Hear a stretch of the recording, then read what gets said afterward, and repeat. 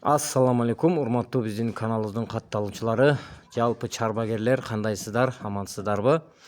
13 апрель 2026 жыл Тагыр айылы Чүй областы Кемин районунан туугандар жалпы саны 13 баш мына момундай болгон аңгус кунажындар сатыкка чыгып атат. Булар бооз кунажындар дейт.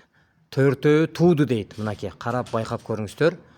9 башы бооз дейт, 4 башы тууду дейт. Булардын баасыны 170 миң сомдон деп койду, содасы бар дейт. Туугандар, экранда ээсинин телефон номери болот. Эгер кимге кызык болсо, ээсине чалып байланышыңыздар туугандар. Дагы толук маалыматты ээсинен аласыздар. Мынакей ушундай болгон аңгус кунажындар.